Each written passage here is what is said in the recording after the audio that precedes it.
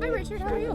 Good, how are you? I'm good. So the Watershed Council is a group of folks who have some connection to our watershed, who put our hearts and our minds and our resources together to make this a healthy, thriving place now and in the future.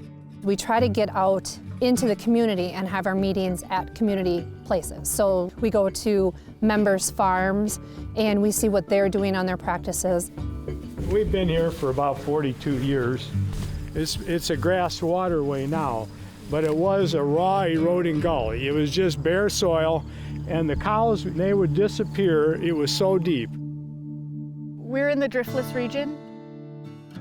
We have a really unique topography. Lots of rivers everywhere you go, steep hills, deep valleys. What that steep landscape meant is that very soon after white settlement of the area in the 1840s and beyond, there were pretty catastrophic erosion problems very quickly, in a single generation. People were really concerned that farming couldn't continue as it was practiced there. In the early 1930s, a number of forces came together to kind of think about how to address a problem like this. And so the demonstration project essentially was the idea of trying to implement things like contour strips and terraces, small dams, like really making some land use changes to see how water could be slowed off the landscape. So Coon Creek was the birth of watershed-based conservation. There have been some serious floods in the watershed since, especially in light of what was the worst recorded flood in the area in 2018. That flood came after a series of really terrible catastrophic floods. In 2018, we had massive floods come through. Like, we were maple syrup farmers, we lost our sap collection tanks, everything floated away. Historic flooding destroyed homes, businesses, and communities in the Cooley region. It was like the most tragic time of our life. You were walking around with your head looking at the ground. You were picking up pieces of debris, which, all belonged somewhere.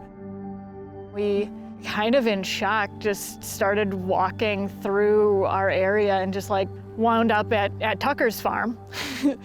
And so we started talking with more and more people and being like, I'm not alone in feeling this is a really special place. I didn't even know watershed councils were a thing. And then we found out the history of them and trying to get this up and going again. We're thinking about our kids, grandkids, and what chance they're gonna have in the future. But anyway, our conservation history starts back 40 plus years. It gives you a sense of legacy, like the people before us did something to help preserve what it looks like now. And it makes you feel like I really want to do something to help preserve it so 90 years they talk about what we did now. It's actually from the governor, signed by the governor of Wisconsin for our 90th anniversary. We're maple farmers. When we're in the woods and working with the environment, you realize that you're part of it. You're not like a separate, this isolated entity that's working at the ground.